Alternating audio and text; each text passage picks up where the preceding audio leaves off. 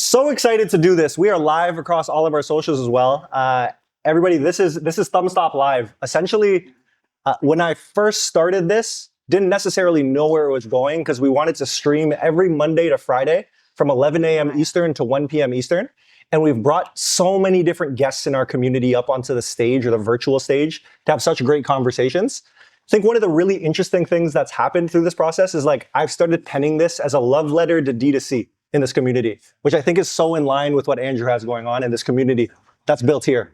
So one of the biggest things about Thumbstop Live is it's not necessarily nested in the tactics of like, how do you run an ad account? How do you create the best next creative? We do some of that, but honestly, the main point of this is to start to humanize the people that are involved in this process.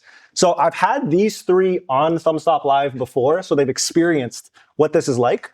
But what we start to do is we get a peek behind the curtain to understand how they think the way that they think and why they do what they do.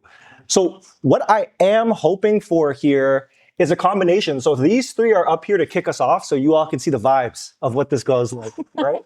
But for the most part, what we also want to do is like open it up and involve the conversation and have everybody be a part of this, okay? So I know that's a bit vague, which is why I wanted to kick off with these three who are vets in this space and with Thumbstop Live. So without further ado, let's do this thing. Shout out to our socials. Everyone's tapping in right now. Know what it is. Everybody, when I'm talking about taking a peek behind the curtain, like what this often means to me is like, why are we all here? Why do we do what we do at the end of the day? And sometimes it's so hard to describe those feelings. It's just like we ended up here, like by chance in a lot of cases. But one of the things that I've started diving into with people is like, I personally enter a new season of life, is this idea of passion and purpose. Why do we do what we do? How can we tick the way that we tick? So one of the first things that I wanted to dive into with these three, and I want everyone also thinking about these topics, right? Because we'll open up the mic and try that thing out, see how it goes. But the first question that I wanted to ask these three is just around passion. So the idea of passion is interesting. Like I think common advice that everybody gets is this idea of follow your passion, work in your passion, find your passion. There's a lot of pressure that comes with that. So the first thing I'm curious about is like this idea of passion for you three. Do you agree with the typical advice that's out there? And do you have any other opinions to share about passion? I see a face that Matt is making right there. So it seems like he is the perfect person to kick us off. Oh, shoot. Pressure's on. I think that the funny thing is I'm laughing because I've heard the opposite. I feel like I tend to hear don't chase your passion. Because whatever, it's like not good for business. I'm a lifelong artist. I was a ballet dancer and now I make ads. So I've definitely gone the route of just chasing passion. So for me, I think it's an energy thing. I think it takes time to like have passion for something or like a deep love for something that takes many, many years.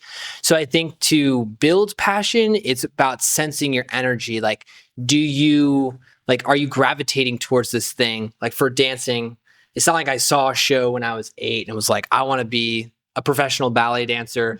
It was, I got an opportunity. I didn't hate it. And I just kind of kept doing it. And over a long period of time, I fell in love with it to then take risks on that. It's not like, oh, I woke up one day and I was like, I love ads. I love ads now. I have a passion for that now. But it's not like, you just like wake up and you're like, this is the thing I want to do. But it's over time of like chasing those curiosities and being like, oh, this is interesting. I want to keep going. And then over time that compounds to what I think is passion. I think we talked about this a little bit earlier, which is like any work is hard. So you should probably pick the things that you like the problems you like to solve. And I think that's like a cool thing. So I think you should chase your passions because it would suck to like do something that you're not passionate about and then it gets hard because you want to quit. I think, like, to your point, like, passion is a bit of a privilege, right? I was someone, like, when I was, like, early in my career, I was a generalist. Mm-hmm. Like, I got my start working in NGOs as a humanitarian, so, like, complete opposite of advertising. And even when I was considering starting my YouTube channel, I just knew I wanted to make content. And at the time, I happened. Now I meet this community and name and image is like synonymous with like this passion in media buying and advertising. And I'm like, man, like it for me, it didn't start that way. Like passion for this industry was something that I had to earn by putting a lot of reps into it and by experiencing it a lot. I'm really grateful for it, the community is like bar none the best. Like I love getting to hang out with you guys all the time, but, the advice of following your passion, I'd say more like follow your interests, follow like what pulls you more than just your passion. But yeah, it's something I'm still practicing, I think. I think the best thing would be just to ask questions. I think the way I look at it is like, let's say there's like a kind of like a whatever metaphor story where there's a teacher, a professor with like 50 students and they're all photography students. And he goes, all right, I want you guys to take a picture of a leaf. And they start walking out of the classroom. And he's like, where are you guys going? And they're like, well, we're going to go take pictures of a leaf. And he says, well, what if I wanted a maple leaf? What if I wanted a red leaf, a green leaf? They didn't ask the questions. And so they would have gotten a photo, but they would have gotten maybe the wrong photo. They didn't ask the right questions. So I always try to think about, if we have not delivered, what questions did I miss? And how can I ask better questions? I don't love blaming a client, because I think that ultimately it is my job to ask the right questions. So I think that's how you have to get clarity and to figure that out. Yeah, I agree. I do teach at a college. And so one of the biggest things that I've actually learned is clarity, because they will ask a million questions. And so it's, how do I explain everything so clearly that they don't have to come and ask me questions, which has actually helped in my business, because then, like you said, it just, all those questions that you have to try to think of in order to get that clarity and transparency, I think is very, very important. So I like that analogy, because I actually use it. I think something that I do too with my clients recently that's really helpful is every time before we start working with someone, we give them a diagnosis, and so that I can like, try to deliver that quality, but so that we can have a conversation about what they're expecting and like just have it be a lot more transparent. Yeah. I always like to tell my clients too, like, listen, you're not working with me for the best practices. You're not working with me because I'm going to do things the quote unquote right way. You are working with me because you are going to get my perspective and my POV and my team's POV. And I try to take out their want to do things the quote unquote right way, and just, we're going to do things the point guard media way, which is my small team that I work with right now. Sometimes the Dara way. Sometimes my team has different opinions than me. That's great. That's fine. But we can have just like really more productive conversations about that. Huge. Now, everybody think about if there's anything in your lives, of like when you're working with your clients, if there's anything in there for clarity's sake. The one piece I want to tack on here for everybody to answer is, does this change with your internal team communication? Why I ask that is, like, with internal teams, there's a lot more flexibility to try and find the right answer together. I think there's a level of buttoned up you need to be with your clients, which is rightfully so, right?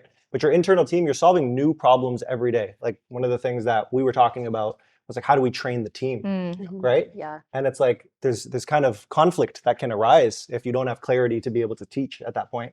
So I'm wondering if we add the lens of, instead of client, we say internal team or peers, is there an adjustment to your answer in this case?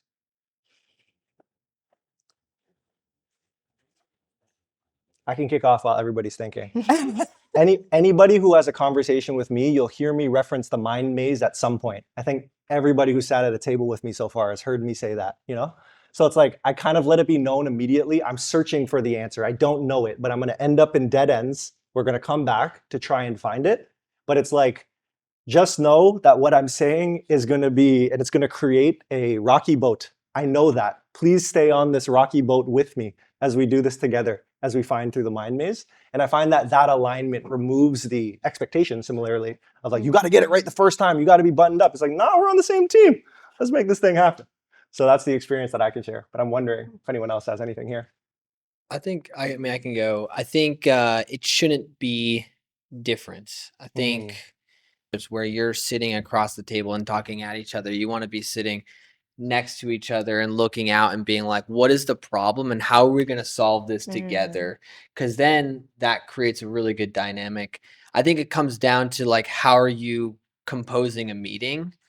You need to actually have flexibility. You need to create that, because creativity is not like this very logical done in 30 minutes. You need to be able to expand and have these moments, because that it's in those small moments where you can find like the delta to whatever solve that problem. The same is true when you are guiding a team, because there's times where you don't want your employee to try to like be proving themselves, right? Like when they are in a environment of fear, they can't execute at their highest level. So one of the biggest things, and I felt that as a creative in ballet, it was such a top down dynamic that was so intense, and there are some in some ways that can really push you to be great, but I think that there is a way in which you can do it differently. And I didn't have the like trajectory that I was going for. And like that's something that I'm trying to be more clear about that than trying to figure out how to make it all work, because making it all work is not going to happen. So if I can get a lot clearer about the trajectory, then I like everything else will fall into place.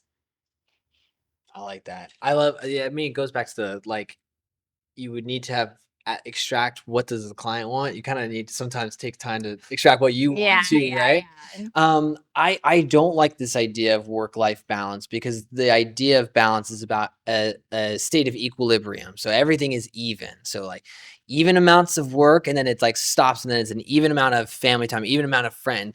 Like that's just not realistic. I love the word harmony, because you can still do all these things, but it's you only have an X amount of time in your week and energy, right? And so like some weeks there's going to be more energy towards one thing versus the other.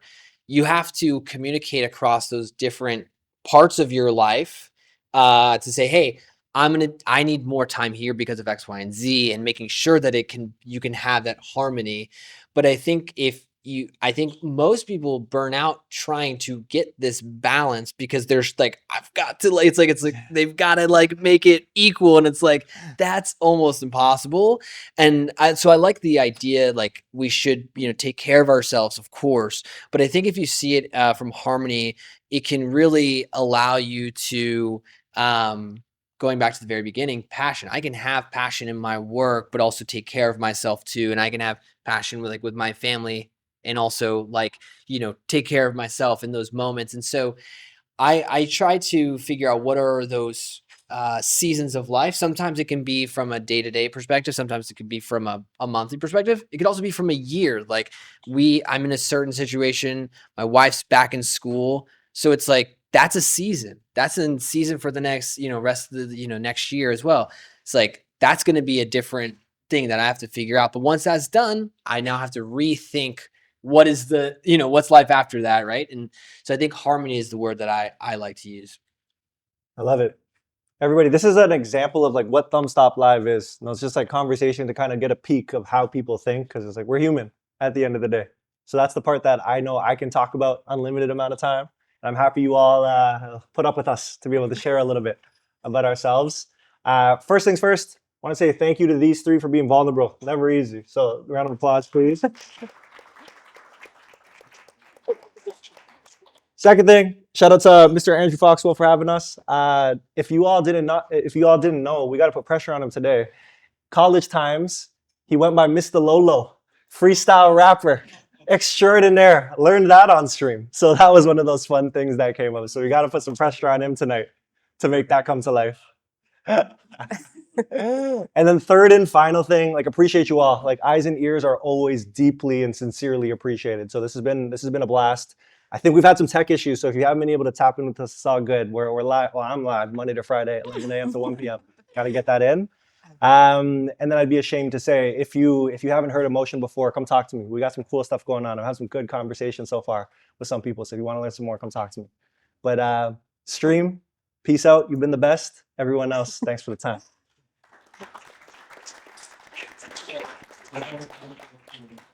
Thank you. Of course.